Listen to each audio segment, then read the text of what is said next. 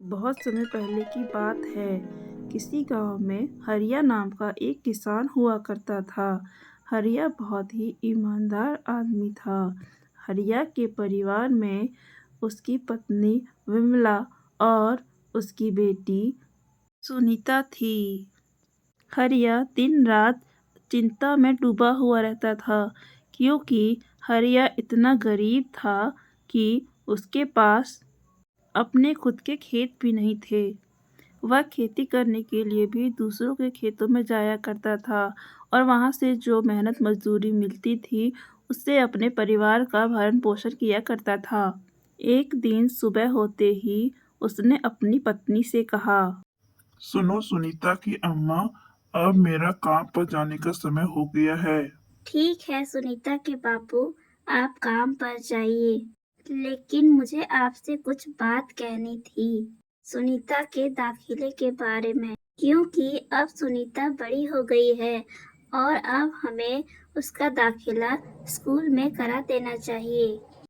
वो सब तो ठीक है सुनीता की अम्मा, लेकिन उसके लिए पैसे कहाँ से आएंगे, क्योंकि मैं ज्यादा कमा भी नहीं पाता हूँ जो इसे पढ़ा लिखा सकूं। इस पर विमला कहती है, ये कैसी बातें कर रहे हैं आप? हमारी एक ही तो संतान है और आपको पता है ना, आजकल का जमाना कैसा हो गया है। अब लड़का हो या लड़की, सबको पढ़ाना बहुत जरूरी है। शिक्षा सबके लिए जरूरी हो गई है। विमला की बात काटते हुए हरिया कहता है, लेकिन तुम समझ नहीं पा रही हो, हम लोग बहुत मुश्किल से ही अपना गुजारा चलाते हैं मजदूरी करके। पढ़ाना लिखाना तो बहुत दूर की बात है, हम लोग इसे कैसे पढ़ा लिखा पाएंगे। जरा तुम ही सोचो सुनीता की अम्मा। फिर विमला कहती है, वो सब मैं कुछ नहीं जानती हूँ जी। मैंने जो कह दिया सो कह दिया। हम लोग हमारी बेटी को जरूर पढ़ाएंगे, चाहे इसके लिए जो भी करना पड़े, हम दोनों मिलकर करेंगे। इसीलिए आप अब और बहस मत कीजिए। अपने माँ और पिताजी के बीच बहस होते हुए देख सुनीता भी उनके पास आ जाती है। सुनीता को अपने पास देखकर हरिया भी वहाँ से चला जाता है। ठीक है, अब मैं काम पे चलता हूँ, तुम लोग अपना ख्याल रखना। लेकिन रास्ते में चलते हुए हरिया भी मन ही मन सोचता है कि विमला सही कह रही थी, मुझे सुनीता को पढ़ाने लिखाने के लिए पैसे जुटाने पड़ेंगे। आखिर एक ही तो हमारी बेटी है। यही सोचते हुए वह जा ही रहा था कि चलते चलते उसे एक उपाय सूझता है। आज मालिक से थोड़े पैसे उधार ले लेता हूँ, बाद में काम करते हुए चुका दूंगा। यही सोचते हुए वह जमींदार के दरवाजे तक पहुंच जाता है, जहां वह काम किया करता था। मालिक, मैं हूँ हरिया, आज कुछ काम है तो बता दीजिए। जमींदार बहुत ही अच्छा आदमी था। वह हरिया के चेहरे को ही देखकर समझ गया कि वह आज कुछ परेशान है। उसने हरिया से पूछा, क्या बात है हरिया, आज तुम कुछ परेशान लग रहे हो, कोई बात है तो बताओ। नहीं नहीं मालिक, कोई बात नहीं। अरे भाई, तुम मुझे अपनी परेशानी बता सकते हो, आखिर मैं भी इंसान ही हूँ। हो सकता हो कि मैं तुम्हारी कुछ मदद कर दूं। अब चलो बताओ जल्दी, क्या बात है, तुम इतने परेशान क्यों हो।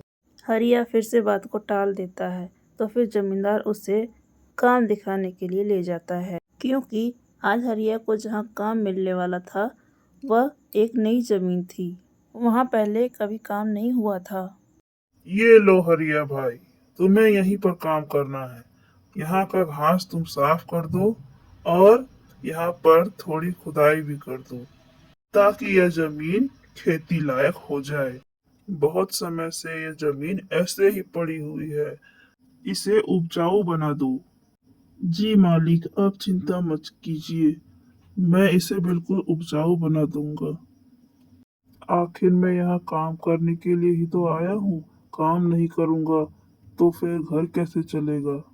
हरिया जैसे ही वहाँ की हरियाली को साफ करता है और खुदाई करना चालू करता है, वैसे ही वहाँ उसे एक गड्ढे में एक बक्सा मिलता है, जो कि सोने की मोहरों से भरा हुआ होता है। हरिया उस बक्से को लेकर जमींदार के घर जाता है और जमींदार के सामने रख देता है।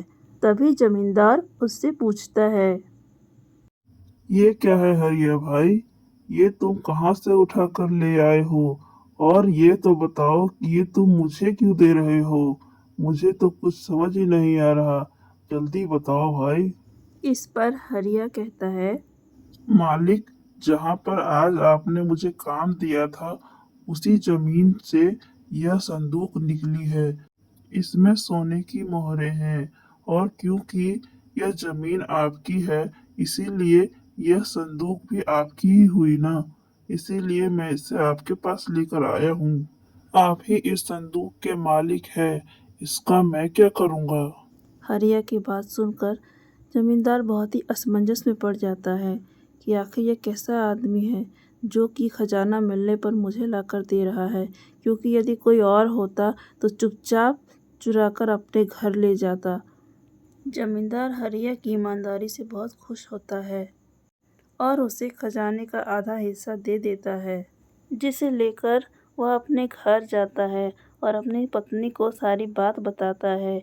यह सब सुनकर उसकी पत्नी भी आश्चर्य में पड़ जाती है, लेकिन बाद में सारी बात जानने पर खुश हो जाती है और उसकी बेटी भी खुशी से नाचने लगती है, क्योंकि अब वह स्कूल में पढ़ने जाएगी और इससे उनका जीवन भी अच्छा हो जाएगा। धीरे धीरे हरिया की गरीबी दूर हो जाती है और वो लोग अपने लिए एक नया मकान भी खरीद लेते हैं, जिसमें वो लोग हंसी खुशी से रहने लगते हैं।